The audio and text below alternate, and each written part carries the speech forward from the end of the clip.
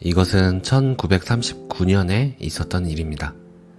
이들은 유대인 가족으로 아마 독일 또는 오스트리아에 살고 있었던 것 같습니다. 나치는 우선 부모를 데려갔고 아이들을 따로 데려갔습니다. 그리고 이 소녀는 그때 13살이었고 남동생은 8살이었는데 다른 많은 아이들과 함께 기차역으로 옮겨졌습니다. 부모들은 어딘가 강제 수용소 같은 곳으로 끌려갔고 이 아이들은 따로 격리된 상태였습니다. 그들은 부유한 가정에서 끌려나와 지금은 기차역에 모여 있었는데 그때는 추운 겨울이었습니다. 애들은 애들이었기 때문에 아이들은 거기서도 놀고 있었는데 이 소년도 나가서 어떤 곳 주변에서 축구를 하면서 사람들과 함께 놀고 있었습니다. 이때 기차가 들어오자 군인들이 와서 모든 사람들을 동물처럼 객차 안으로 몰아넣었고 아이들은 모두 짐짝처럼 실렸습니다. 모두 기차에 탄 후에 기차가 움직이기 시작했는데 그 소녀는 소녀에게 기차역에서 신발을 잃어버렸다고 말했습니다.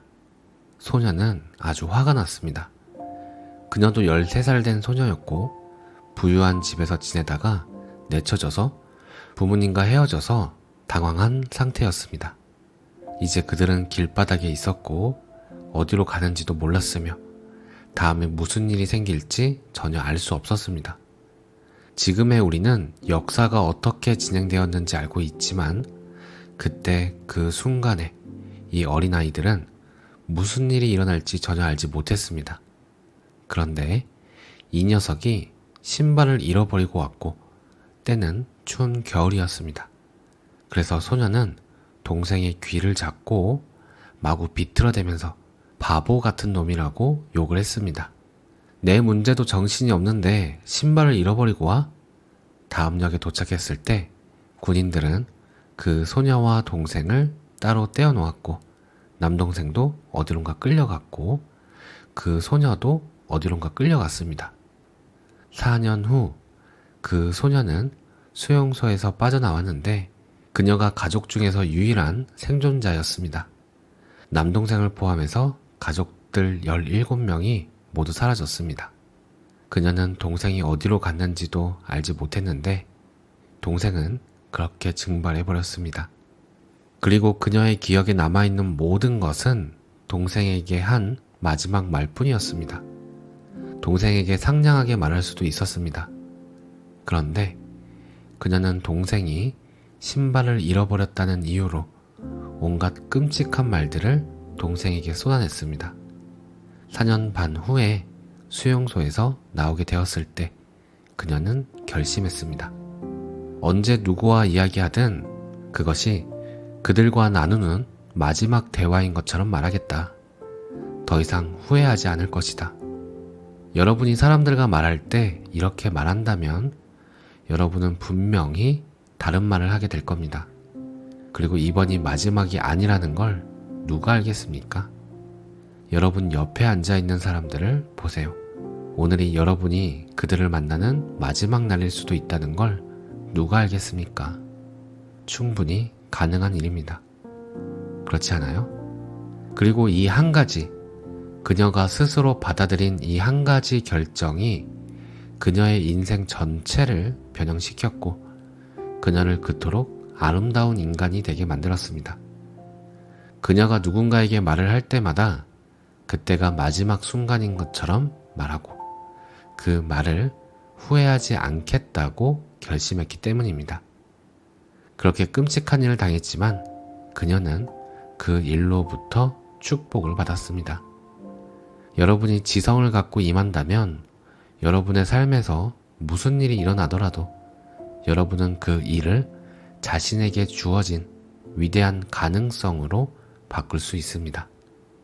그러지 못한다면 어떤 일이 일어나더라도 그 일에서 고통을 당할 수밖에 없을 것입니다. 그렇지 않겠어요? 어떤 상황이든 닥친 상황이 뭔지는 중요하지 않습니다.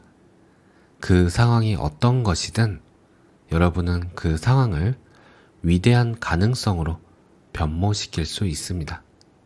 오직 여러분이 그 상황을 기꺼이 열린 마음으로 바라보려고 하기만 한다면 어떤 것이든 바뀔 수 있습니다. 삶에 불행한 일이 닥쳤을 때 우리는 더 현명해질 수도 있고 상처 있고 무너질 수도 있다. 그것은 우리의 선택에 달려 있다. 오늘 내용은 여기까지입니다. 이와 비슷한 말을 우리는 여러 스승들을 통해 들어왔습니다. 어떤 어려움이나 고난이 닥쳐도 우리는 이겨낼 수 있고 위기를 기회로 삼을 수도 있다. 하지만 실제로 극심한 고통을 동반한 어려움이 내 삶에 닥치면 일반적으로는 도저히 이런 생각 자체를 할 엄두도 나지 않습니다. 그 상태로 굳어버려서 상황이 비슷한 또 다른 상황을 연속해서 불러오는 것을 목격하며 처리해야 할 생각과 감정과 일들에 파묻혀버리고 맙니다. 하지만 제가 경험한 바로는 이러한 이야기들의 핵심 메시지들은 어려운 그 상황을 인정하고 받아들일 때 스스로 찾아오는 것 같습니다. 그때 나를 찾아온 그 메시지인 줄 쉽게 알아차리게 도와주는 것 같습니다.